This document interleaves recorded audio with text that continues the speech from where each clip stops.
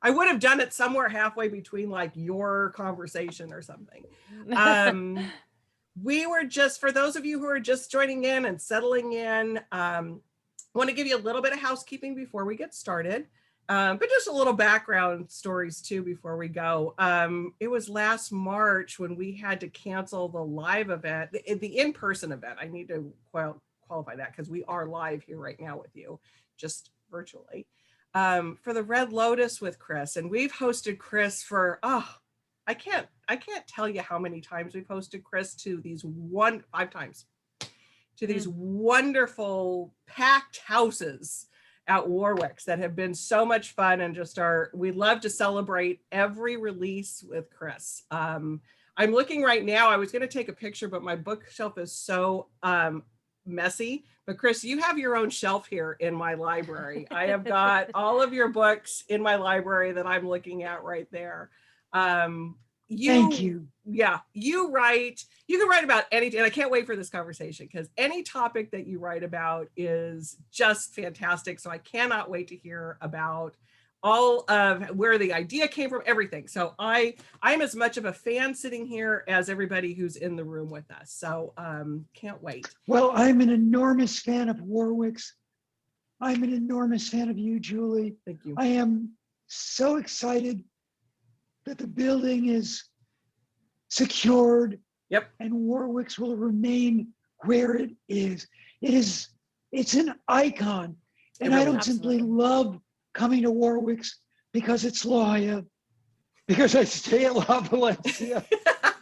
I love coming to Warwick's because I love your readers. You are just the best. We have good readers. We really do. So speaking of readers, they are here with us right now. So for those of you that are in the room with us, we ways for you to participate tonight. I'm going to put it, some of you have already purchased Chris's book, and there's a great signed book plate that comes along with that. But for those of you that haven't, I will put the link in the comment section, in the chat box over there. It's so easy to order from us. I always like to say, any way that there is to get a book, you can get it from Warwick's. It's simple. Click that link. The order goes in. We ship it to you. If you want to come by the store, we'd love to have you. We're open, mass social distancing. So come see us. We'd love to have you come to the store. For questions, Chris and Jennifer are going to chat tonight for about 30 minutes, and then I'm going to pop back in. If you have a question, if you scroll over your screen, there's a question, there's a Q&A box that you can put your questions in. And Carolyn, I see that you have a question about the audiobook. Yes. Libro.fm is a way that you can get this on audio, and that supports Warwick's too. Go ahead, Chris. And you will hear, as among the narrators, my Amazing Grace experience. My daughter is Mary Deerfield. She's narrated all or parts of 5 of my books. Oh, that's so exciting. So I love that. So you get Chris's words read by his daughter. So how great is that? I love that. That's fantastic. So yes, Libro.fm. I'll put that link into the comment section too to make it easy for you as well. So without further ado, I've been chattering on enough.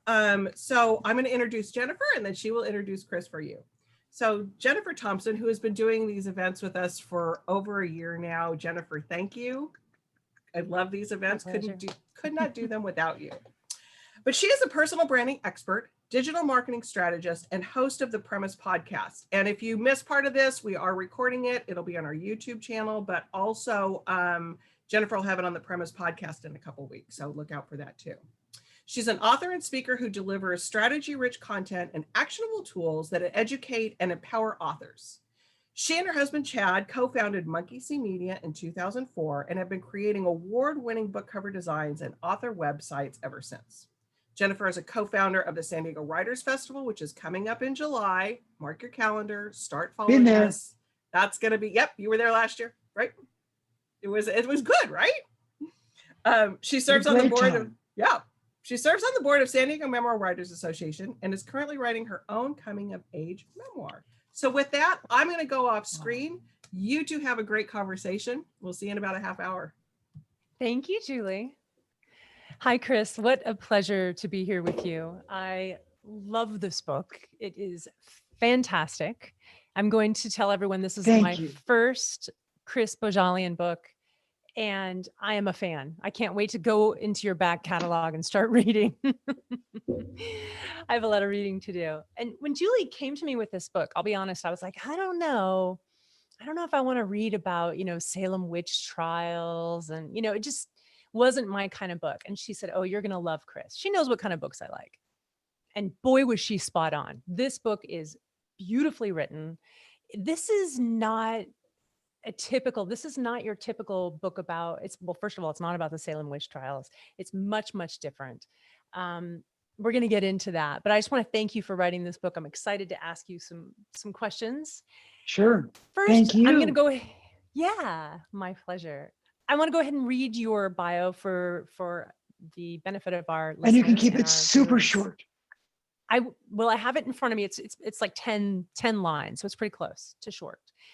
Chris Bohjalian is the #1 New York Times best-selling author of 22 books, including The Red Lotus, Midwives, and The Flight Attendant, which is an HBO Max limited series. His other books include The Guest Room, Close Your Eyes, Hold Hands, The Sandcastle Girls, can't wait to read that one, Skeletons at the Feast, and The Double Bind. His novels, Secret of Eden, Midwives, and Past the Bleachers, were made into movies, and his work has been translated into more than 35 languages. You're also a playwright, Wingspan, and Midwives, and you live in Vermont. Correct. There you go. We got it right. Way more than you need to know. Yep. Listen, I want to start off with your inspiration for this book. I loved getting to know Puritan lifestyle, Puritan culture. So what inspired you to write Hour of the Witch? I have been fascinated by Puritan theology since college. Imagine a world where Satan is as real as your neighbor. Imagine a world where every day you're wondering, am I saved or am I damned? Now, whenever we think of Puritans and witchcraft, as you said, we go right to 1692, Salem. But there have been so many great books and plays about Salem that I didn't want to go there. And I came across an obscure 3-line reference in Boston's Court of Assistance to Elizabeth Nanny Naylor successfully suing her husband for divorce. And the grounds were cruelty. And there were 2 things about this that attracted me. First of all, when we think of the Puritans, we don't think of divorce. Yeah. But 31 times Puritan couples divorced. And there were 5 reasons why a couple could get divorced: polygamy, desertion, adultery, and you will love this when we think of the Puritans: impotence, and one time, cruelty. Only And once. I thought of that only once. One of the 31 divorces was granted for cruelty.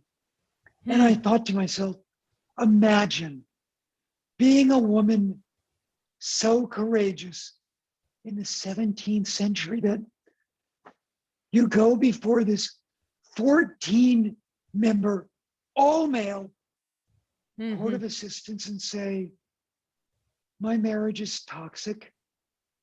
My husband is a beast. And I want out. Yeah. That's courage. That's bravery. And then the other thing I found utterly fascinating when I did this deep dive into Puritan culture is this. The Puritans had truly atrocious table manners. Yeah. First of all, they drank beer like it's spring break in Miami. Secondly, they did have plates, but only for special occasions. Hmm. Usually they ate out of trenchers, or imagine miniature pigs' troughs that Right. 2 or 3 people would share. And this is the best part, they didn't use forks. The I know, fork, and right. the fork was just gaining stature in Europe, but Uh-huh. Puritans would look at this 3-tined implement, and it was too reminiscent of the devil's pitchfork. They Right. called it the devil's tines. And so they didn't use it. And so I knew that, okay, Puritan table manners and forks will figure in this book. Yeah. So I wondered that if like the 3-tined fork was really at the forefront of your your idea to bring this book to life. Was it at the beginning? Was it because you read so many books to do, or at least you've read so many books on Puritans.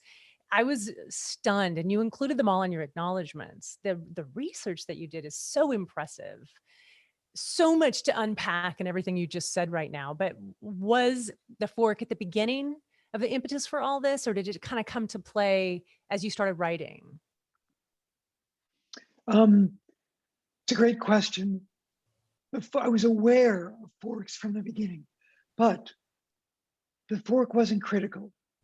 Hmm. As I was writing this marriage, and here's the thing, for the first 40 pages of the book, Mary Deerfield is constantly wondering about, is my coif covering the bruises? Mhm. There's this shame Yeah. and humiliation that it was as real in 1662 as it is for a battered woman in 2021. Yeah. So, as Mary Deerfield's husband's Thomas's violence escalates, I began to think about the fork as a weapon. Because the Mhm. fact is, the only reason there is a fork in Mary Deerfield and Thomas Deerfield's house is because her father is a wealthy merchant. He's one of those great Calvinist entrepreneurs who has come from England to Boston because, yes, we're going to build a city on a hill, but also because we're going to make a boatload of money. And Yeah. he imports a case of cutlery, and it has forks in it. And Mary's mother gives a few to Mary and her husband. So one night, and this isn't a spoiler, it's early in the book, when Thomas has had enough of Mary, he takes a fork and plunges it into her hand. And that's the last straw. That's when Mary says, I want out. I will not stand for this. You knew that Mary was going, I mean, that's the whole premise of the book, is Mary's going to file for divorce and leave him. And there's so much abuse that's happening. Was there this moment where you were like, aha, that's the final straw, or in this case, the final fork? Was it that moment? Yep, yep. Aha. And there were 2 epiphanies. Epiphany Mm. number 1, the fork, but epiphany number 2. If you want to get yourself hanged as a woman, Be you smart. need to be smart, strong, and opinionated. Hmm. That's what all of these women had in common: strong, smart, and opinionated. Women who, you know, lived by the mantra, hashtag, I believe her. And so Mary fits into that category. I mean, I've written a lot of women who are hot messes, but Mary isn't one of them. Yeah. Mary is really together. She has her demons. And in 1662, she wonders if those demons are real, not metaphoric. But She has the courage of her convictions. She is willing to go to Boston's townhouse, this magnificent new Empire State Building in Boston, and stand before the Puritan worthies and plead her case. And I love her for it. I love Mary Deerfield. I almost called the book The Trials of Mary Deerfield. Mm. Mm-hmm. Mm-hmm. I want to say, I love how you portray our heroine. She, like you say, she's so smart. She's such a strong female character. And it was easy for me to imagine myself in her shoes. She's timeless, and even today to do something that heroic and to go before that trial of men at the town hall would be difficult.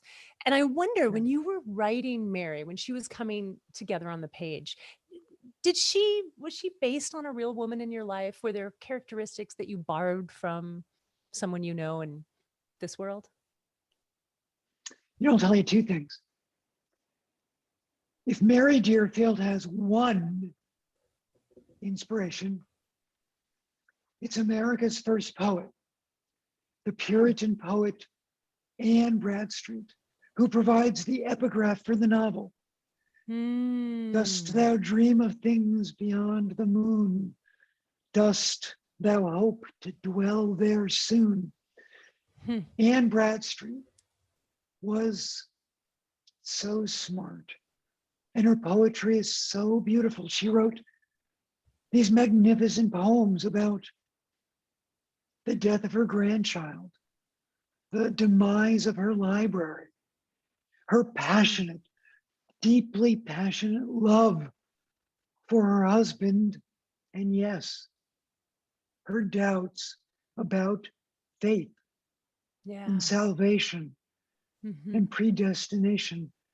So I thought a lot about Mary Deerfield, about Anne Bradstreet when I was writing this book, but I also wanted the book to feel timely. Yes, it is set in 1662, but our readers will certainly understand the reference when one of the magistrates hurls an insult at Mary Deerfield and calls her a nasty woman. Absolutely. When you were just reciting that poem, it made me think about the pacing and the language and the rhythm of the writing. And I kept wondering to myself, did you find yourself thinking in 1600s ways of speaking? Did you start dreaming in that way? Like, I imagine you were so steeped in it. I was. But did you say to I your wife, admit, prithee? prithee or please? Yeah. I am most grateful to thee. Thou hast such faith in my work, and thou hast such faith in my writing. The thing about Puritan speak in this novel is that it might take you 5 pages to get used to it, but I've had literally 0 readers say to me, I wish you had used the pronoun you. Not one reader has said to me, wow, I couldn't wrap my arms around thou, thine, and thee. Because, we all know the King James Bible, which is so much more beautiful than the American Standard Version. I mean, compare the King James Version of the 23rd Psalm with the American Standard Version, and the poetry is as beautiful as the best of Shakespeare. And so, I decided, what the hell? In for a nickel, in for a dime. We are going to write like it's 1662 and damn the torpedoes. And I loved it. And I just, I sent out an email on Tuesday, the on sale date, to all the readers in my database. And I wrote the entire email in 17th century language. And I received 0 responses saying, holy cow, have you lost your mind? That's awesome. That is absolutely beautiful. Yeah, it sort of reminds me of an actor who's studying Shakespeare. You know, you start to think and dream in that way. I loved it. It was so authentic. And I was fascinated by how I really felt like I was in the 1600s. But again, I felt like this could be happening today. This is happening today. So part of me wonders, and I heard you say somewhere originally you had an idea, and maybe you were speaking in jest, but hashtag I believe her was a comp title or was a potential title at one point. And, Maybe that was a you're on- it wasn't a comp title, but I mean, I wrote a lot of this during the Brett Kavanaugh hearings. Mm. Was And this kind of your answer to the Me Too that was happening in yeah, America and all over to a the certain world? extent, it Actually, is. I yeah. mean, Mary's courageous, and it's his word against hers. Yes. Wait, it's a whole bunch of men's words against hers. The male doctor, the male jurists, the male next door neighbor. Totally. Yeah. And so she's all alone saying, he plunged a freaking fork into my hand. Yeah. And you're Yeah. asking me if I'm a witch? Yeah. Get a grip. Yeah. Or she doesn't say it quite like that. But you know, that's how it feels. Like as I was reading it in my heart, it sounded just like that. Even though you stuck to the 17th century language and you were true to the time, it still felt so like I could just hear her yelling in the way I would yell if that were happening to me today. I want to It's talk about. like Go what does ahead. it matter? I'm 24 years old and we haven't had a baby. Maybe I'm barren, but it doesn't mean I'm a witch. And more important than that, it doesn't mean that he didn't hit me. It didn't mean that he didn't throw me into the fireplace. What strikes me as crazy is that there was only one suit. Only once did a woman of that time sue for divorce on the grounds of cruelty. And you know there had to have been more cases. How bad must it have been for her to get to that point when she's willing to put herself out there and take her chances and file for divorce? Oh, in the prologue, I alluded to one of the most astonishing cases of domestic abuse in 17th century Boston. A farmer chained his wife to the yoke that he used with his oxen and then left her in the field for days. And she never sued for divorce. And in the book, you know, they tell her, this is for your own good. This is to save your soul because you're not being a good enough helpmate. You're not you're not living up to your end of the bargain. So I'm going to help you save your soul. Yes, there are two dynamics. First of all, there's the biblical dynamic for the Puritans that God gave man dominion over animals, and he gave husbands dominion over wives. So Mary faces two things. She faces her husband saying, it does not make me happy to discipline thee. I am hitting thee for thy soul. And there are these 14 men who are looking at her and saying, what art thou thinking, leaving thy husband? What kind of helpmeet are thy really? Yeah, Thou it's her knowest failing. scripture. Yeah, yeah, it's her failing, obviously. Yeah. Okay, I want to take us to something that you used in the book, the testimonies that precede every single chapter.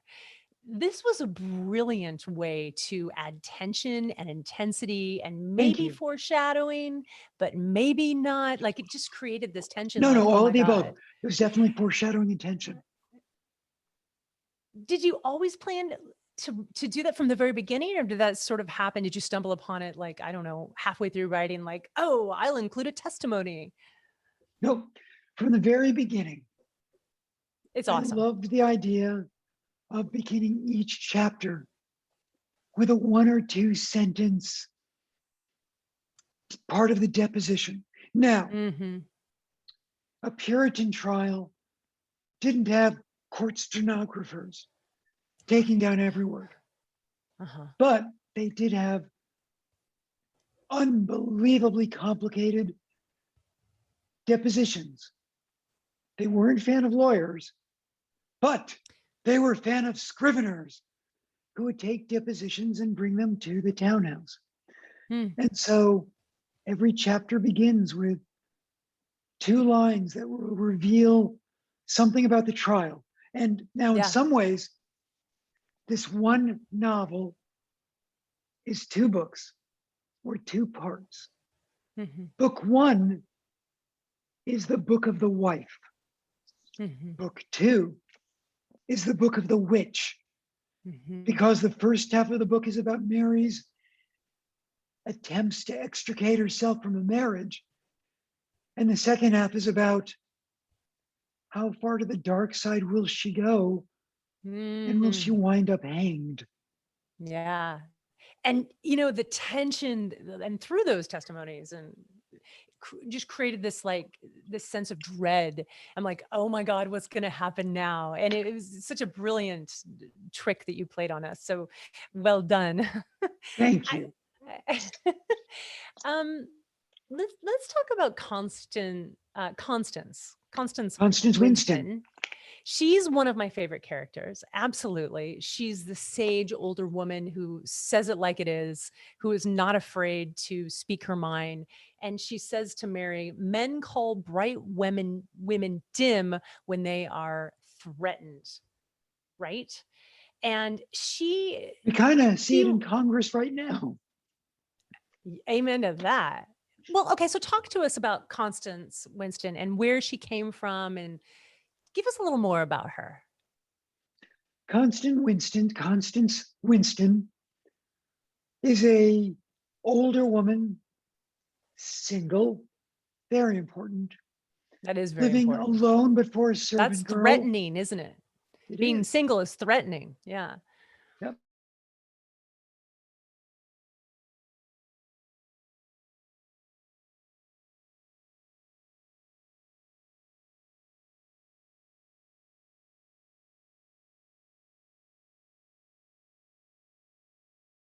Midwives, deeply threatening to men. Mhm. And she becomes a role model to Mary. First, when she's 22 years old, Mary goes to see her to see about simples or natural remedies to become pregnant. Because Mhm. she's now been married 3 years to this much older man who has a marriage from his previous wife, who's divorced, who's died, and she's not pregnant. Mm. The simples don't get her pregnant. But when all hell breaks loose, she goes to Constance for a different sort of cure to her problems. And Yeah. Constance is so threatening to the men. They can't pin anything on her yet, but they are just waiting. I mean, the reality is that whenever we think of witchcraft, we go right to 1692 Boston. But Mhm. in 1662, when this novel is set, Hartford was hanging witches, and Yeah. Boston was freaked out about it. In 1656, the governor of Massachusetts had his own sister-in-law hanged as a witch. Yeah. Do you think part of that was fear that if they didn't, that something might come back on them? Was it truly the fear of powerful women? I mean, you've done a lot of research on this. What conclusions have you come to? 2 things. And you're really onto something smart, so smart, Jeniffer. It's a patriarchal society. Strong women are a threat to the patriarchy and to the hierarchy, serpent, cow, child, woman, man. Hmm. Secondly, They were terrified of Satan. How do you explain hurricanes? How do you explain ships that disappear in the harbor? Hmm. How do you explain smallpox? Hmm. How do you explain babies who die young? How do you explain mothers who die in birth? Mm-hmm. The devil, Satan, or as church lady would say, well, isn't that special? Satan. That's great. That's a great callback to that. You know, I I loved learning about the Puritans, and I wanted to talk about two things. One, did they drink water? Were They they did drink afraid of water. water? Okay. Yes. There's They weren't terrified of water, but again, they didn't understand antibodies. But just as the Italians in the Middle Ages figured out that masks and cloaks somehow protected you from the Black Death, they'd begun to figure out that, well, we get a lot sicker from water than from beer. Mm-hmm. Now, they obviously made their beer with water, but the brewing process changed it. And so, yeah, they drank a boatload of beer Yeah. and Madeira. When the And Madeira. boats would come in with Madeira, it was a It's like- good day in the Boston Harbor. Yeah, for sure. What did you find the most surprising about the Puritans? Two things. One good, one cataclysmic. Hmm. Here's the good. For a patriarchal theocracy, they were surprisingly progressive in some ways. The whole idea that divorce was legal surprised me. The whole idea that when a woman successfully divorced her husband, she received 1/3 of the estate surprised me. I'm not saying 1/3 is fair, but it's more than I expected. Agreed. Yeah. Yeah. I was Secondly, surprised by that too. when we think of the Puritans, we go right to either Calvinism or witchcraft. Yeah. But you know where we don't go? Hmm. The genocide of the Native Americans. Oh, for sure. Yeah, for sure. I mean, their condescension to the indigenous people was mind-boggling. And it was especially mind-boggling when you realize how terrified they were. Some of the first women were afraid to get off the boats because of the sand dunes. These are city slickers from the Netherlands or England.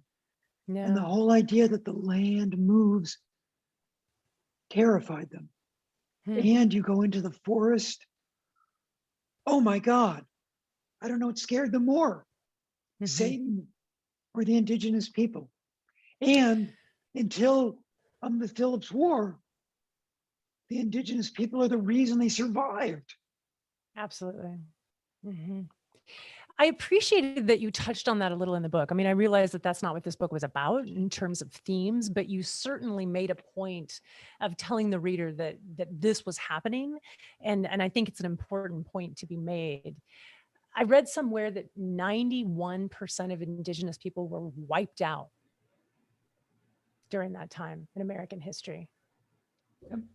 I don't know if that percentage is right, but my alma mater is in a town named after the first European to use, bioweapons on the indigenous people. Lord Jeffrey Amherst putting smallpox on the blankets they gave to the Native Americans. Yeah, just crazy. It's mind-boggling. Well said. It's mind-boggling. Julie's joined us, so I know we're toward the end. I had lots more questions, but we want to be mindful of time. I do want to say one thing for our listeners. If you haven't bought this book, it has a delicious ending. It is a fantastic book. The Hour of the Witch. Please buy it from Warwick's, or support local. If you don't buy it from Warwick's, get it from your local bookstore. It's such a good book. I am a huge fan, Chris. I will read all of your books, and I hope that this one is also turned into a movie. Thank you so much for this Fingers conversation. I crossed. appreciate your time. Jennifer, I appreciate you so very much. Well, thank you. Thank you. It was such a great conversation. I know we could have probably gone on hours and hours because there's so much to talk about on this. But we do have some questions coming in from the audience. I want to be mindful of that too. And I have one or two of my own that I need to throw in there. But first we'll start with the audience. So Stephanie Wilson first says she just finished The Hour of the Witch last night. She said superb and loved it.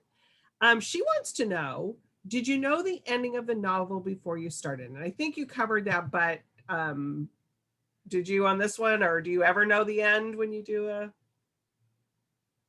I have no idea where my books are going. I depend on my characters to take me by the hand and lead me through the dark of the story. So the ending surprised me too. I'm obviously not going to reveal it, but I will tell you this. I always want my endings to be Aristotelian. That means two things. On the one hand, a little surprising. You think to yourself at first, oh my gosh, didn't see that coming. But then you take a step back and think, no, it couldn't have ended any other way. That's something. That's really something, because it's like, I've heard authors talk about how they write themselves into corners, or they, get themselves into situations where they have to kind of back out and do lots of rewriting and stuff. But it's like to notice and to realize that it's like, couldn't have ended any other way. I love that. That's cool. I do too. Now, I've usually got in this very room behind me, when I'm about 3/4 of the way done, 3 massive whiteboards and dry erase markers. And using blue, red, and black dry erase markers, I'm literally writing down, if A does this, what happens to B? Yeah. Very cool. Oh, I love Very that. Cool. Okay, so our next question, and I just want to because I know some people came in towards the, after it started. I want to let you know it is being recorded. You can catch the replay on our YouTube channel. So look for that. And also it'll be on Jennifer's Premise podcast if you need to too. If you have any questions, go ahead and pop those into the Q&A, but Maxine has one. And Hi, Maxine. Hi, Maxine. So she wants to know, how do you do research for your books? For example, how do you keep track of facts, notes, all that good stuff? I have an extensive library for every book filled with Post-it notes. And I have a journal for every book that lists those golden nuggets that I know I'm going to use, which book they're in, and what the page number is. Now, Diana Gabaldon, in her review of Hour of the Witch in the Washington Post last Friday, said, often in historical research, we make this horrible mistake by showing off, look what I know. And in a good novel of the past, we don't do that. And, fortunately, Diana thought Hour of the Witch was a, very good historical fiction, but I didn't do that. A little research goes a long way. I mean, the fact they didn't have coat hangers, they had pegs. That's interesting, but you don't need to say it more than 2 or 3 times. The fact that they don't have electric lights, it's kind of obvious. You don't need to drive that point home.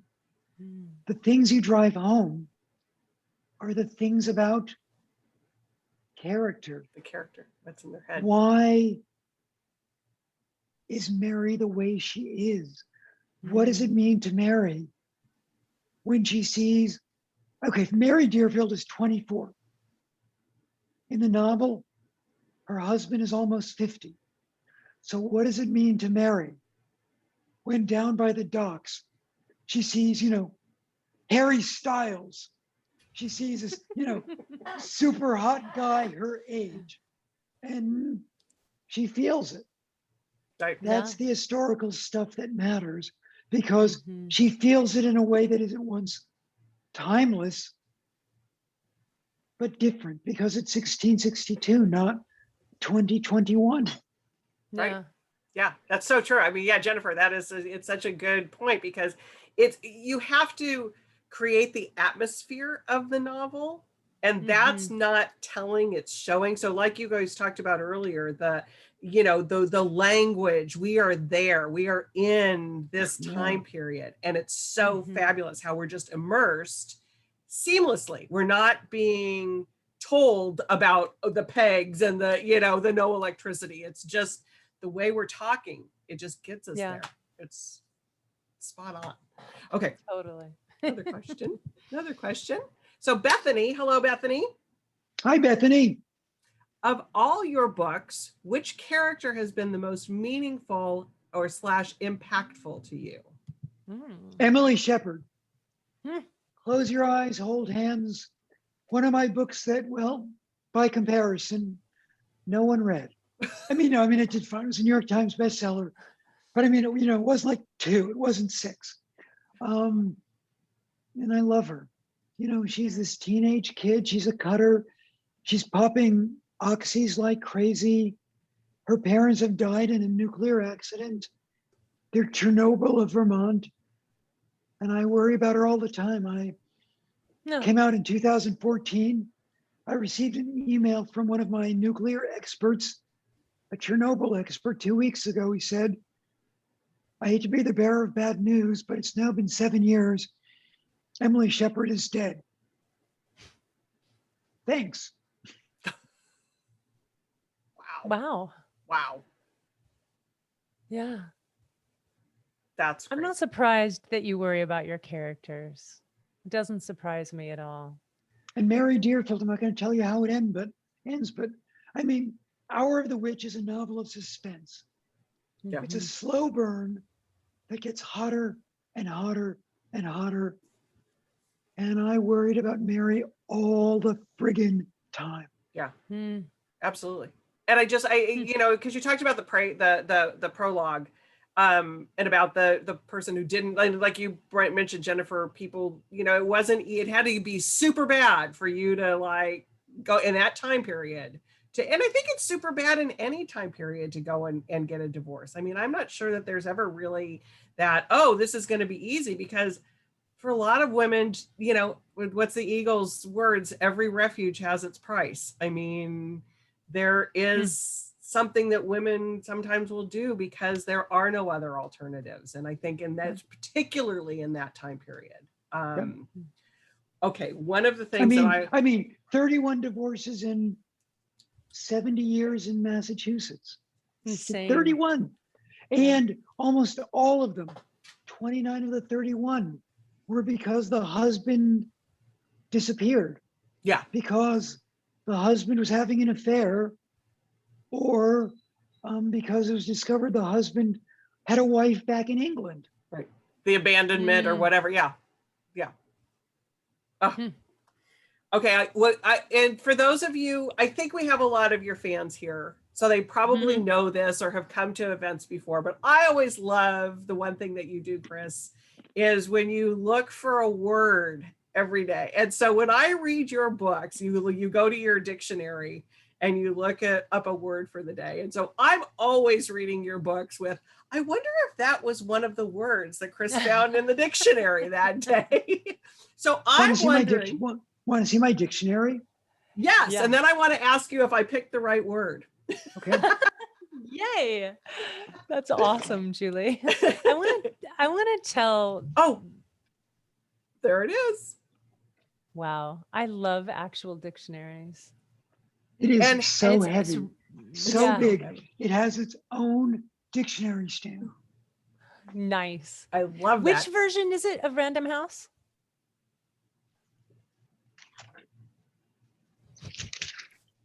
I'm gonna go out and buy it. Second edition. I have had it since 1986.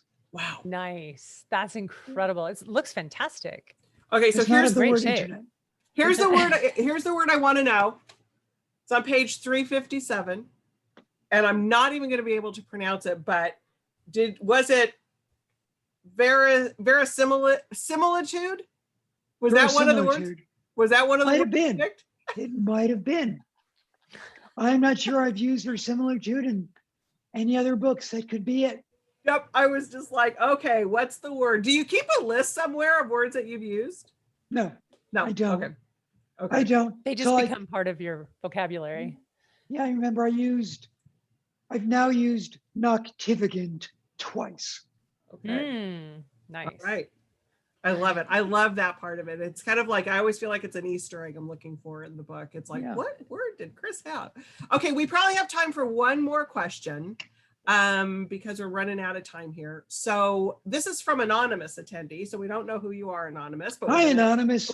we're going to answer your question. Which is the novel you enjoyed writing the most and why? I'm going to tell you two. Hmm. The Sandcastle Girls, a novel of the Armenian genocide, which was Mhm. wrenching because I'm a descendant of two survivors. But it was important because certainly in 2012, when the book was published, no one knew of the Armenian genocide. Mm. That was important. And I'm going to say Mary Deerfield and The Hour of the Witch was great fun to write because I've been obsessed with Puritan theology since I was 18 years old. Mm. The whole Cool. idea that I was writing a book where Satan is real, Yeah. the devil is real. You fear the fires of hell. And oh, by the way, you are a courageous woman standing up to the patriarchy.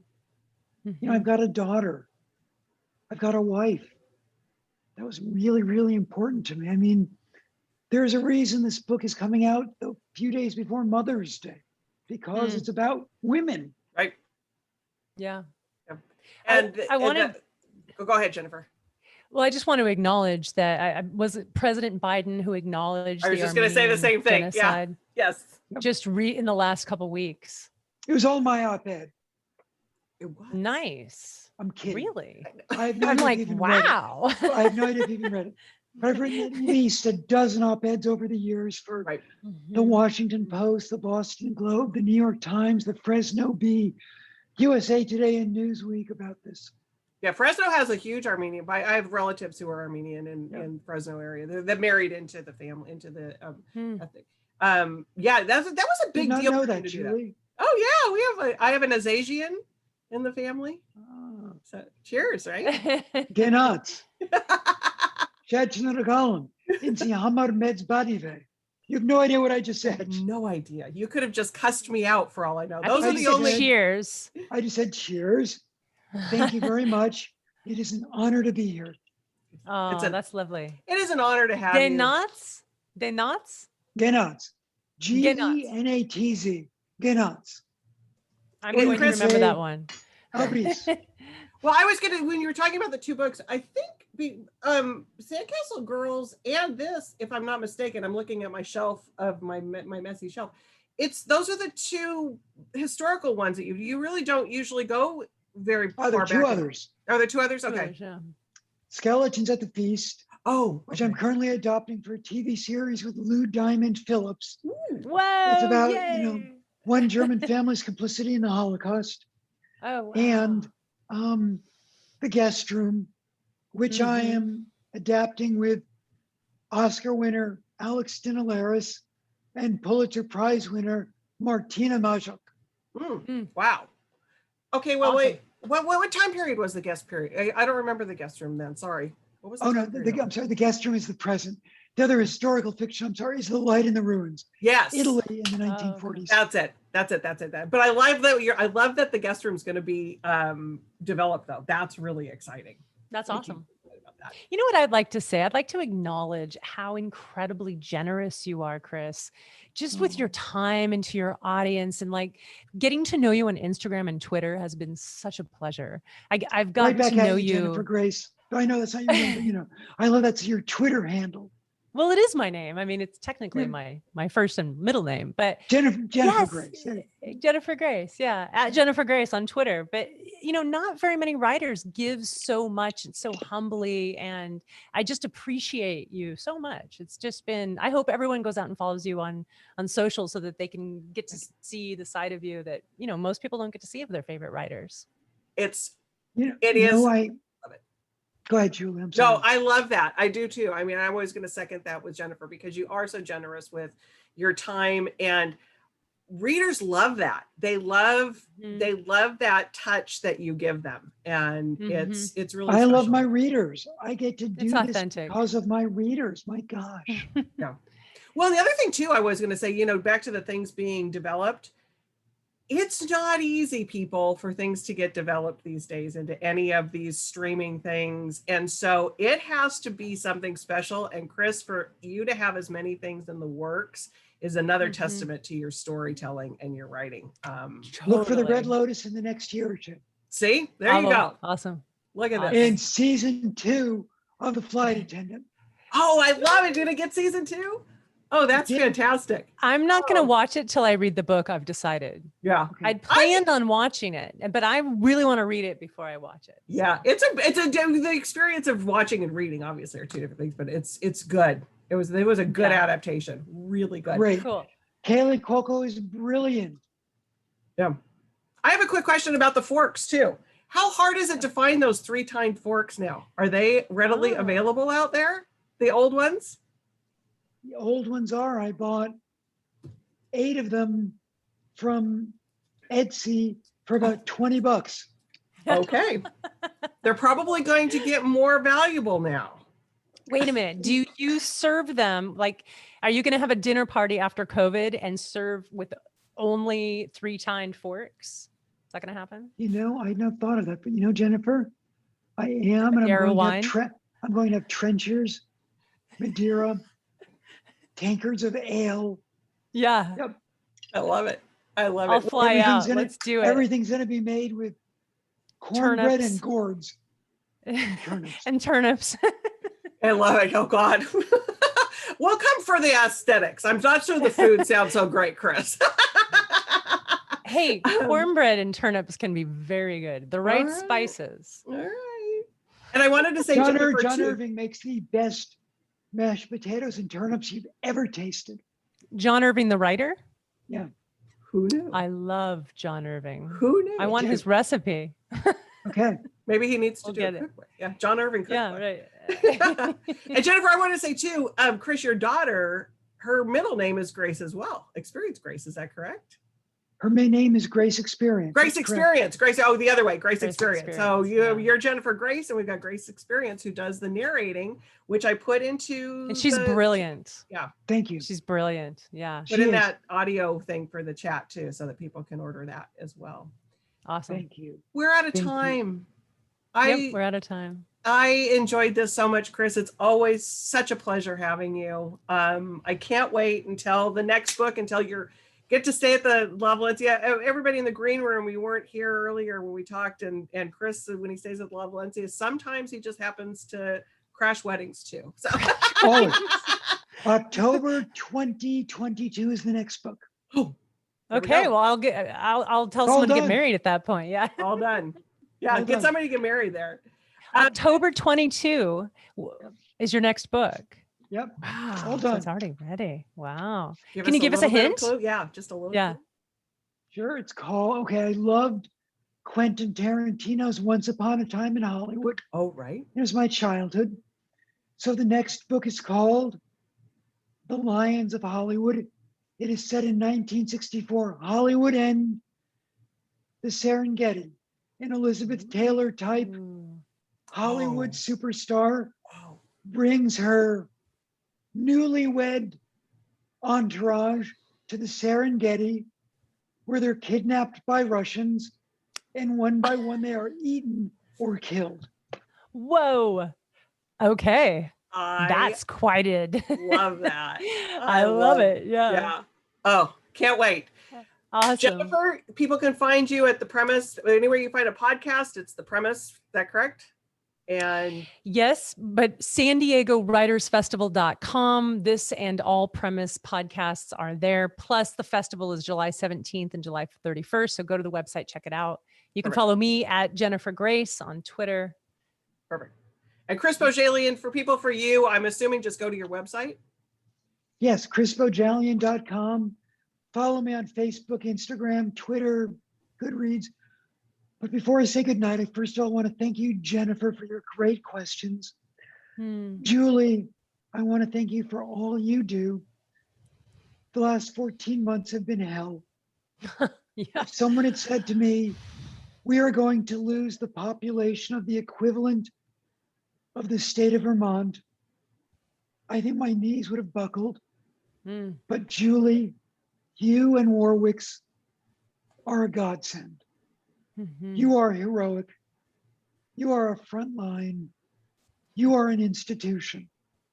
So everyone watching, buy a book from Warwick's. It doesn't have to be Hour of the Witch, but tonight, support this amazing world of books that has supported us during the year that Satan spawned. It's true. And support Warwick's. Totally.